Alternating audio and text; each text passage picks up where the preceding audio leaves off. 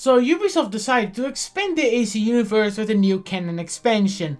Well, I am assuming it's canon here, I only read the article written on Access the Animus. This is not the first time Ubisoft expanded the brand in manga format. They adapted Assassin's Creed 4 Black Flag under the name Assassin's Creed Awakening, but that one was shit. Hilariously shit though. But they might as well just make their own story with their own characters. Anyway, back to topic. As I am recording and editing this video, we only have one chapter, but it's Chinese, so I was forced to read the translated article on Access the Animus. And from what I've seen, it's better than the game.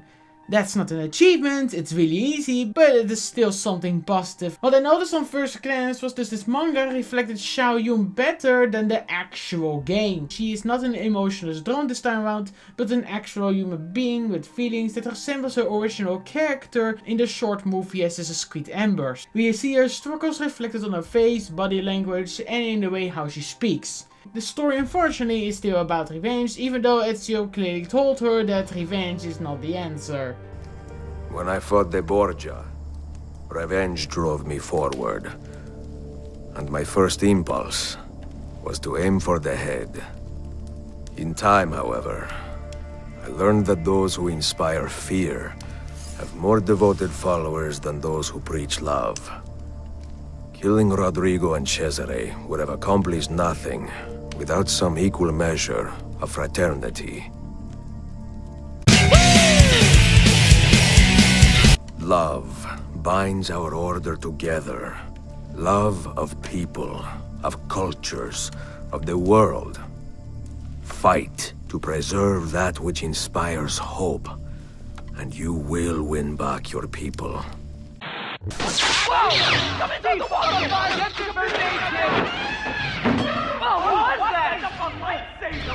It will take a long time. But if they try to stay true to the canon, it's okay I suppose. The art style is decent, I need to see more of it to give an opinion, but so far so good. Now let's go to the present day story. Yes, they included the present day story in the manga, but if this is truly canon, it's really questionable. And quick summary.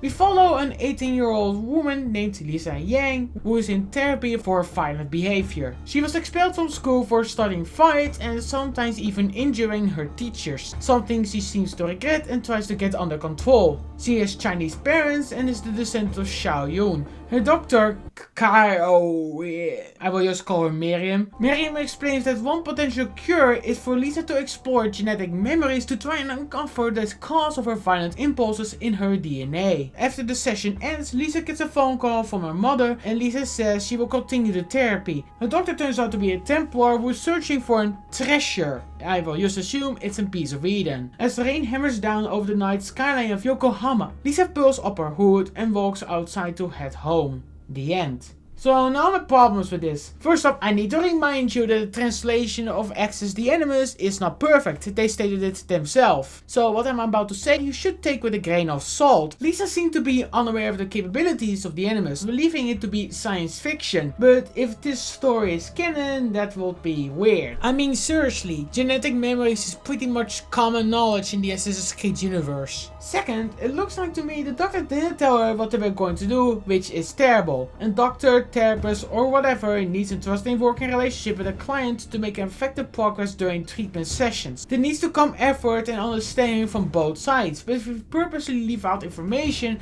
you can wound the relationship between the client and the caregiver. Definitely when it comes to exploring your genetics, your genes. Third and most important of all, Shao already has a descendant and that is Lin from the Assassin's Creed movie, which was the only special thing about her lineage. But now we have Lisa Yang. It's not the first time we had a main character with two descendants. Subject 16 and Desmond Miles were in fact cousins and both relived the memories of Ezio Auditore during the Renaissance era. Except 16 committed suicide, forcing Obstacle to search for another descendant. But Subject 16 had a personality, a huge important backstory and personal struggles. Even within the movie novelization, Lin is still a cardboard character and her being a descendant of Shao Yun was her only attribute to the AC universe, which is now taken from her. So this makes me back the question, what was the point of her character? To serve as an Easter egg?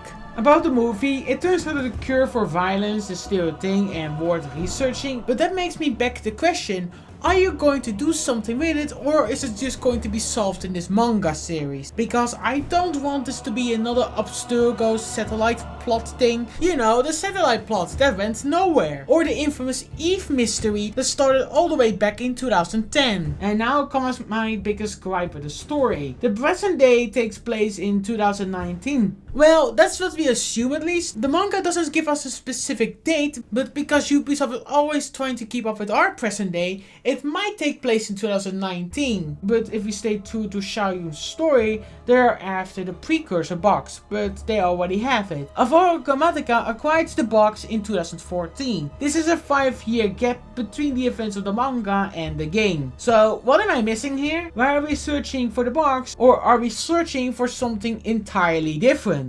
I'm trying to keep my sanity in check by saying that the story of the manga takes place not in 2019 but in 2015 instead. This will make more sense in the timeline, but Lisa most likely escaping from the Templar Order in the end of the manga series, if I'm correct of course, this is just in theory, forcing Abstergo to search for Lin, to take Lisa's place instead. But okay people, that was it. I hope you have a fun day or night wherever you are.